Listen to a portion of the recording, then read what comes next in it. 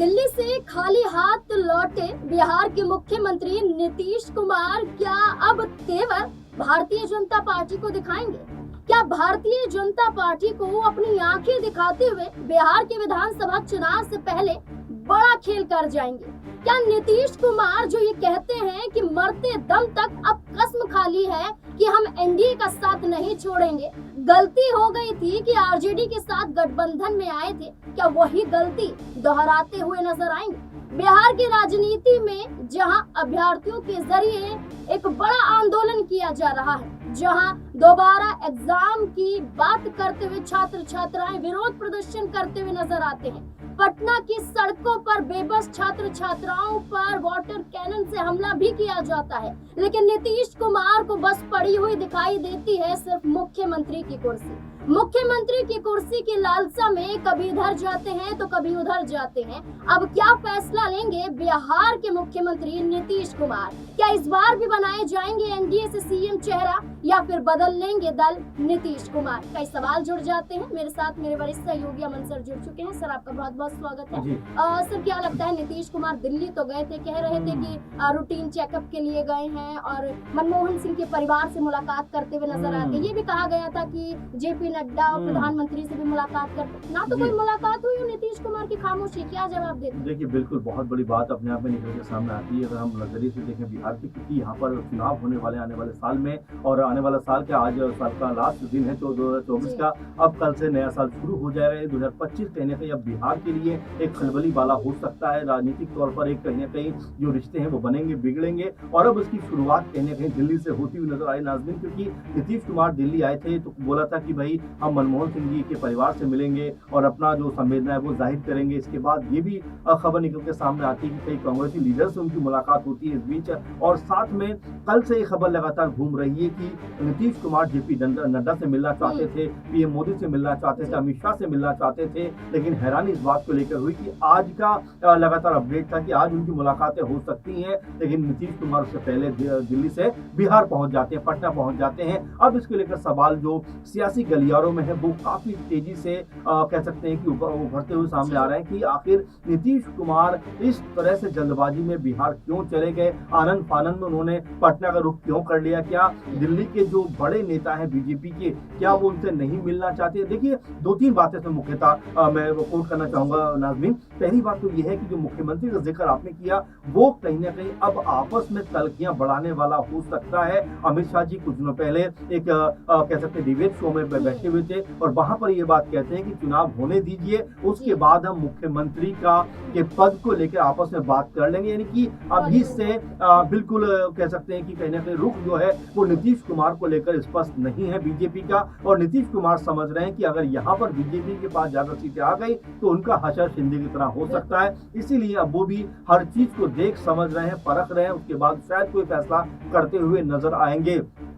आप देखिए, जेडीयू की तरफ से कई नेता हैं, चाहे संजय झा की बात करें और तमाम लीडर्स की बात करें, ये बात पुख्ता तौर पर कहते हुए नजर आ रहे हैं कि भाई एनडीए का चुनाव जो कह सकते हैं चुनाव लड़ेगी बिहार में एनडीए, उसका जो नेतृत्व है बिहार के अंदर वो नीतीश कुमार करते हुए नजर आए। यानी नीतीश कुमार की अगुवाई में बिहार का चुनाव लड़ा जाएगा। तो अपने आप में कई तरह की चीजें हैं जो यहाँ पर उभरती हुई उफनती हुई नजर आ रही है, क्योंकि राजनीति की अपने आप में धारा है और यहाँ पर नीतीश कुमार इतने बड़े तैराक माने जाते हैं इन सबके कि उन्हें पता है कि कब कौन सी जगह पर अपने आप को पोजीशन करना है, कौन करवट पे उनको जाना है। और यही बात बीजेपी को कहीं ना कहीं खल रही कि कहीं नीतीश कुमार ऐन वक्त पर उनके साथ कोई बड़ा खेला ना करते हुए नजर आ जाए। क्योंकि नीतीश कुमार एकनाथ शिंदे नहीं है जो खामोशी के साथ में एक उप मुख्यमंत्री का पद लेकर बैठ जाएंगे, बल्कि नीतीश कुमार वो मालिक खिलाड़ी राजनीति के कि अगर बीजेपी ने उनके साथ में कुछ भी खिलवाड़ करने का प्रयास किया तो झट जाकर वो आरजेडी का दामन पकड़ लेंगे। तो ये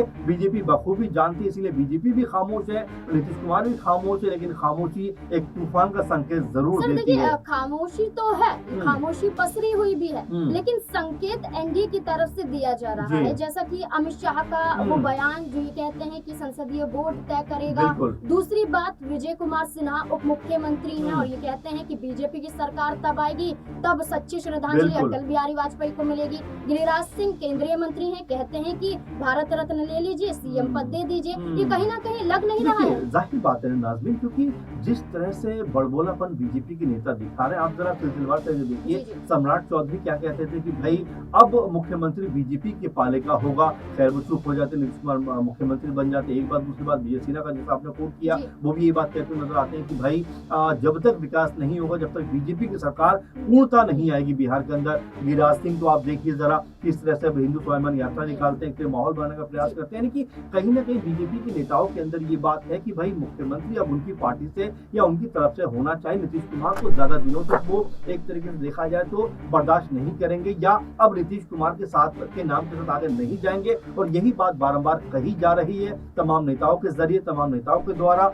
और कहीं ना कहीं जो जेडीयू की तरफ से लगातार बातें हो रही हैं, उससे बीजेपी जरूर नाराज होगी नाज़मीन, क्योंकि जिस तरह की बातें चाहे संजय झा कर रहे हो या नीतीश कुमार दबी जुबान में कर रहे हो, या जो एक्शन उनका नजर आ रहा है, क्योंकि अम्बेडकर जो भीमराव अम्बेडकर के ऊपर बीजेपी की तरफ से टिप्पणी की गई थी, उसको लेकर अभी तक नीतीश कुमार खामोश है, कोई बयान नहीं दिया है। यानी कि क्या वो आने वाले दिनों में कोई बड़ा बयान दे सकते हैं? तो ये तमाम ऐसे पहलू हैं जो दिखाई पड़ते हैं कि यहाँ से बीजेपी के लिए मुश्किलें बढ़ सकती है अगर नीतीश कुमार जो है पाला बदलकर एक तरीके से अगर आरजेडी की तरफ जा सकते हैं, या फिर इंडिया गठबंधन के पाले में वो जाते हुए नजर आ सकते सर हैं। कहा जा रहा है कि ऑफर तो मिल ही रहा है जी। आरजेडी की तरफ से। भाई वीरेंद्र जी। कहते हैं कि दरवाजे तो हमने खोल ही रखे देखिए। हैं। अब कांग्रेस पार्टी की तरफ से भी कहा जा रहा जी। है, क्या कोई तैयारी तो नहीं कि राहुल गांधी और तेजस्वी यादव से मुलाकात करने नीतीश कुमार? देखिए नाज़मीन, राजनीति अपने आप में बहुत अलग तरह का विषय होता है, बहुत अलग तरह की कह सकते हैं समझ और विचार की जरूरत होती है। जो लोग सोचते हैं उससे परे रिजल्ट निकल के सामने आते हैं। अभी देखिए कुछ दिनों पहले जब हमने देखा था कि आरजेडी के साथ में जब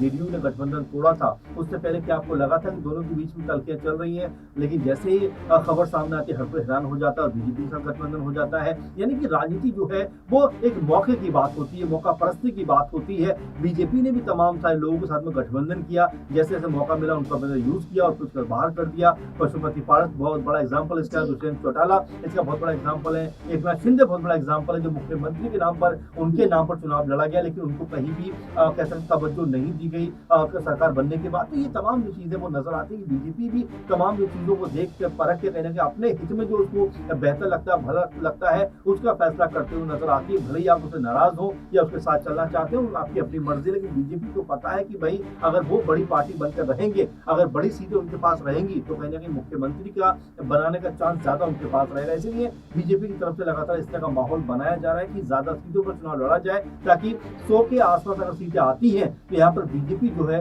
वो अपना सीएम बना सकती है। इसीलिए लगातार बीजेपी के नेताओं की तरफ से बयानबाजी हो रही है, चाहे वो विजय सिन्हा हो या फिर सम्राट चौधरी हो या गिरिराज सिंह हो या तमाम और भी बाकी नेता हो, यही सब कहते हुए नजर आ रहे हैं कि अगर अभी से माहौल बनाएंगे तब कहीं जाकर हमारा जो दबदबा है वो बिहार में बन सकता है। और लगातार इसी को लेकर तमाम जो चेहरे हैं बीजेपी के वो इन्वॉल्व है। लेकिन नीतीश कुमार, जैसे मैंने आपसे कहा कि राजनीति के माहिर धुरंधर खिलाड़ी हैं, उनको पता है कि कब कौन सी चाल कैसे चलनी है। और इसी बात को लेकर बीजेपी जो है वो डरी हुई, सहमी हुई से है भी से कि अगर नीतीश कुमार को लेकर उन्होंने ज्यादा छेड़खानी की तो यहाँ पर वो पासा भी पलटते हुए नजर आ सकते हैं। केंद्रीय मंत्री ललन सिंह ने जब ये कहा था कि नीतीश कुमार के साथ है, लेकिन ललन सिंह कहीं भी नीतीश कुमार के साथ नजर नहीं आते हैं। नीतीश कुमार की नाराजगी पर ललन सिंह पत्रकारों से पीछा छुड़ाकर भाग जाते हैं। ये इशारा है कि नीतीश कुमार वाकई नाराज है। ये इशारा है कि नीतीश कुमार खामोश तो हैं, लेकिन बिहार में बड़ा खेल होने जा रहा है। देखना होगा चुनाव से पहले क्या कुछ फैसला लेते हुए नीतीश कुमार अब नजर आएंगे। इस पूरे मुद्दे को लेकर आपकी राय क्या है? अपनी राय कमेंट सेक्शन में जरूर दें। देखते रहे SPN9 न्यूज। धन्यवाद।